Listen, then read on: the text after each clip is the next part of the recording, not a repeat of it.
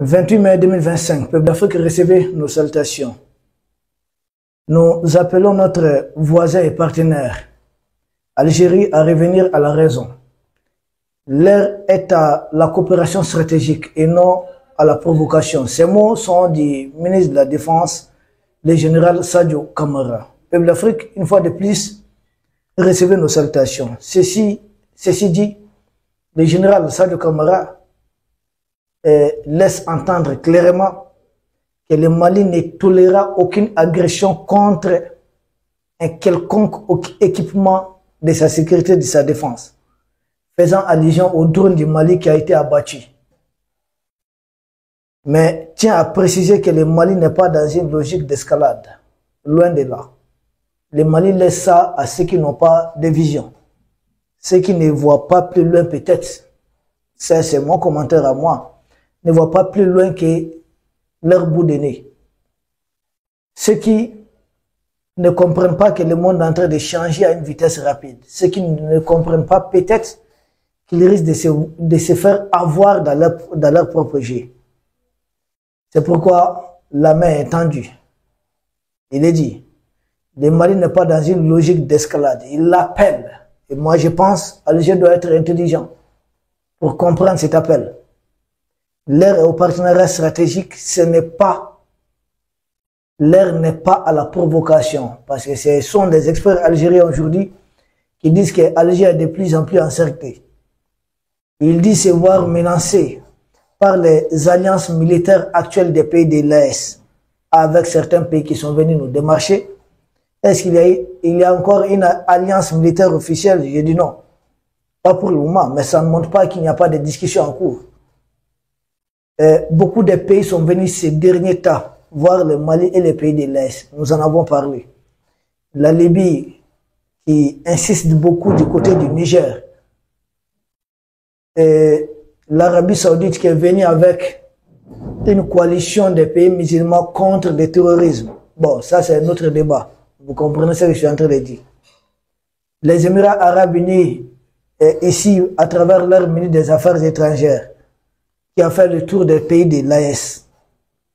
Face à tout cela, Alger qui s'est fait beaucoup d'ennemis à peur, tremble. Mais je pense que le ministre de la Défense du Mali vient de rassurer l'Algérie. Au passage, il ne manque pas d'ailleurs de montrer que ce qui s'est passé, c'était une provocation. Et que c'était tout seulement une désinformation. C'était faux. Parce que quand le ministre dit que le Mali peut contrôler son espace aérien, le Mali contrôle totalement ses frontières. Et ça veut dire nous avons la maîtrise de notre ciel. Donc l'histoire de dire que non, le drone a franchi, a quitté votre espace aérien, est venu chez nous, tout ça c'était faux. C'est de la provocation. Mais pour une fois, lui il s'exprime sur la question. Donc demande à Alger d'arrêter avec ça. Et je pense qu'Alger a tout intérêt d'arrêter avec ça. C'est peut-être une des dernières mises en garde. Je pense que chacun a compris sa place. Il y a eu ça, il y a eu beaucoup d'actes de représailles le long de la frontière de la part des forces armées du Mali. Nous pensons qu'il faut voir loin, il faut viser loin. Les pays de l'Est vont exister. Que les gens veulent ou pas, nous allons exister. Ils n'ont pas choisi d'être là, comme l'avait dit Abdoulaye Diop. Nous n'avions pas aussi choisi d'être là. C'est naturellement, nous sommes des voisins. C'est à nous de comprendre. Nous sommes liés par la géographie. Rien que par la géographie, nous sommes tenus de trouver une formule de cohabitation. Mais vouloir nous déstabiliser pour essayer de s'épanouir ou vouloir espérer nous vendre aux colons, ça passe pas. Aller signer tous les accords sur des coopérations sécuritaires au niveau du Sahel sans être un pays membre du Sahel, c'est de la provocation, c'est des actes d'agression que nous ne pouvons tolérer sur le long terme. Donc nous devons dépasser tout cela. Il faut surmonter cela. Dans la vie des nations, il y a souvent des moments de difficulté. Mais Alger doit sortir, c'est vraiment mon conseil, doit sortir de sa posture de vouloir avoir un poids géopolitique obligatoirement sur les pays de l'AES. Non. Chacun doit avoir son poids à lui. à partir de son économie, à partir de son armée, à partir des composantes internes. Est-ce que les pays comme le Qatar là, ont besoin de contrôler géographiquement beaucoup d'autres pays tout autour d'eux? C'est un petit pays, les Bahreïn là, mais pourtant ils ont leur poids. Alger qui déjà a une superficie qui avoisine les 2 400 000 km². Vous avez besoin de quoi plus que ça? Les pays les plus vastes d'Afrique. Ça ne vous suffit pas. Pour vous, la seule façon d'avoir le poids, c'est d'être à mesure de contrôler les désordres, les chaos chez vos voisins. Mais ça ne peut pas tenir sur le long terme. Si c'est au nom de cela que vous allez vous dire important au niveau de la sous-région, que c'est leur poids, ce sont eux qui peuvent faire la guerre, qui peuvent faire la paix. Et donc tout le monde doit composer avec eux. À ce rythme, je pense que vous avez déjà perdu les gazoducs transsahariens qui devaient sans doute vous donner un grand poids géopolitique. Et là, vous venez de perdre ça.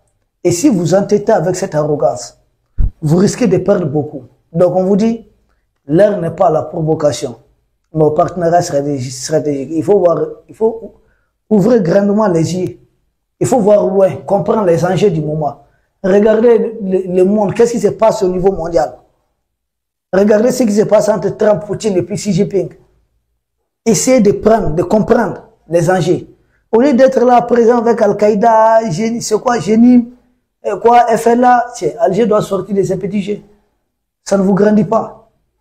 Jusqu'à quand vous allez continuer d'entretenir, d'élever des serpents chez vous. Mais le serpent, il est dangereux. Il peut à tout moment se retourner contre son maître. Il est très dangereux. Arrêtez de jouer avec ça.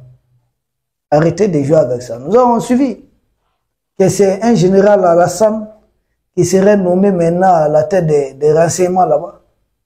Quelqu'un qui est connu pour son passé sulfuré. Il est connu pour ses connexions avec les réseaux terroristes, les réseaux des mafieux. Il est connu pour cela. Bon, si tout ça s'est activé, au même moment, je vois qu'il y a eu un forum où certains officiels algériens essayent de mettre balle à terre. Mais mettez balle à terre, cela va de votre intérêt.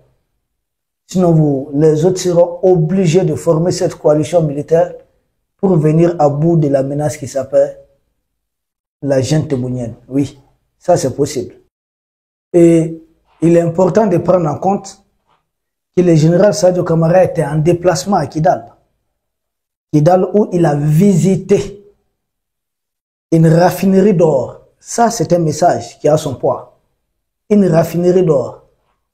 À l'époque, pendant plus de 10 ans que Kidal échappait au contrôle des forces armées du Mali, où il y avait l'aménagement, il y avait Barkhane, il y avait Takuba, et il y avait les terroristes pro-coalition macronio-tebbounienne. Et tout l'or de Kidal, l'or qui était raffiné à Kidal, où est-ce que cet or a été amené, transporté? Chacun a la réponse. Quand il dit maintenant, revenons maintenant à une coopération stratégique, cela a son sens. Donc il était à Kidal. Et c'est d'ailleurs de là-bas qu'il a tenu à clarifier une chose.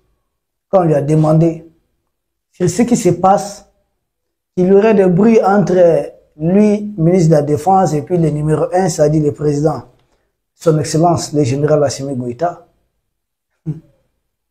Après, le général Malki Diao, qui a été très clair là-dessus, qui a dit qu'aucun entrepreneur politique ne pourra conduire le Mali à une autre déstabilisation. Longtemps, ils étaient en train de scander le nom de Malik Diao. Le général Malik Diao va faire ceci, il va faire cela. Quand il est sorti, il a fait une sortie, il a mis fin à toutes ces rumeurs. Dès lors, son nom, on n'en parle plus. On dit Dia, lui-même, il est plus radical. Ah oui, que le président Assimi. Dia Assimi est modéré, il temporise. Et le général Sadio Camara dit qu'il connaît très bien, il n'a pas dit bien, qu'il connaît très bien son excellence, le président Assimi Goïta. Pourquoi? Pour avoir combattu avec lui. Oui, ils ont fait beaucoup de batailles au nord ensemble, côte à côte. C'est ce que beaucoup de gens ignorent. Il dit pour avoir combattu avec lui. Qu'on peut tout dire du général Assimi Goïta, tout sauf qu'il n'aime pas le Mali. Tout sauf ça. Et tout le monde sait, c'est le patriote convaincu. que cette communication, cette désinformation paraît que c'est l'acte des ennemis du pays, l'acte des ennemis de notre peuple. Ceux qui veulent déstabiliser le pays. C'est leur souhait, mais ce n'est pas la réalité. Il dit que ça ne marche pas ici et que ça ne marchera pas ici. Donc, il faut enlever de l'esprit, il faut enlever du débat qu'il y a un problème entre eux et il dit ça ne marchera pas ici. Car, dit-il, les ennemis veulent les diviser, veulent les opposer. Vous avez vu ce qu'ils ont fait au Soudan? Les généraux qui avaient pris le pouvoir, Abdel Fattah al-Burhan, le général Emeti, mais ils les ont opposés. Et c'est pourquoi le Soudan est déchiré comme ça. Au Soudan du Sud, quand ils ont pris leur fameuse indépendance, Salva Kiir, le président Salva Kiir et son vice-président Riek Machar, ils les ont divisés. Et ça fait plus de 300 000 morts. Jusqu'à présent, le conflit continue. Nous connaissons les prix. Quand les impérialistes tentent de vouloir diviser, et Dieu merci, après le général Malick Diaw, le général Sadio Kamara vient d'être très clair là-dessus. Ça ne marchera pas ici. La question de dire, d'accuser nos armées de commettre des exactions contre des civils, quand on cite une communauté, il a dit non, c'est pas vrai. Là encore, c'est de la manipulation. Et dans les forces armées du Mali, toutes les communautés sont représentées. Oui, toutes les communautés. Nous avons beaucoup d'officiers Peul, beaucoup de sous-officiers d'hommes de rang Peul. Il n'y a pas un problème de communauté ici. C'est Emmanuel Macron, ce qu'ils ont tenté au Rwanda, les Hutus contre les Tutsis. C'est la même chose qu'ils veulent expérimenter dans l'espace AES parce qu'ils savent que nos communautés sont dans tous ces pays. Vous trouverez des Peuls au Mali, au Burkina, au Niger, au Nigeria, au Tchad, au Cameroun. Vous trouverez des Peuls dans tous ces pays. Donc pour Macron, il faut les utiliser dans le cadre de sa guerre énergétique. Et il trouve des propagandistes certains parmi les Africains qui tiennent des discours farfelus. On a vu une dame là au Burkina qui a tenu des propos bidons. Ou bien que les chefs d'état-major du Burkina Faso, c'est un Peul. Je dis bien les chefs d'état-major, les patrons des armées du Burkina, c'est un Peul. Alors, comment lui peut être un Peul et lui il va aller tuer des Peuls? C'est pas vrai. Il dit, les terroristes n'ont pas de communauté. Moi, ma communauté, par exemple, c'est Soninké. Si vous avez des jeunes Soninké dedans, on ne les dit pas ils sont Soninké, on dit ils sont terroristes. Dès que vous prenez des armes aux ordres de Macron, pour des intérêts énergétiques d'Emmanuel Macron, mais en désinformant, en mentant aux populations que vous faites le djihad, mais vous êtes dans le terrorisme. Parce que que font les terroristes? Ils brûlent les récoltes. Les récoltes. Il y a quelle religion qui autorise ça? Ici, les gens cultivent, ils n'ont que 3 mois pour faire les travaux de la terre. 3 mois. Et les 9 mois autres doivent être mis à profit pour bénéficier du travail accéléré qu'on a fait dans les 3 mois, du travail intense. Et ils viennent, ils brûlent les récoltes. Les riz, souvent, les riz, ils brûlent ça. Champ du riz, ils brûlent. Les cotons, on n'en parle pas. Ils brûlent des récoltes déjà. Au nom de quelle religion? L'autre religion, ils sont allés détruire les engins qui doivent faire des routes. Détruire beaucoup d'engins qui doivent faire des routes. Pourtant, leur discours, comme on dit à Bambarada Toudaele, à chaque fois qu'ils ouvrent la bouche, non, c'est parce qu'une telle partie du pays n'est pas développée. Et à chaque fois que vous voulez développer cette partie du pays, ils vont saccager. C'est ce qu'ils ont fait, ils sont attaqués au barrage de Taoussa pour que les régions du nord du Mali ne puissent pas avoir suffisamment d'électricité. Ils gagnent quoi? Souvent, on veut acheminer du carburant, ils sont là pour attaquer les convois. Mais qu'est-ce qu'ils veulent? Maintenir la population dans la précarité et maintenant trouver un prétexte de recruter parmi ces populations. C'est tout. Deuxième objectif, trouver un moyen de frustrer davantage les populations pour espérer un soulèvement.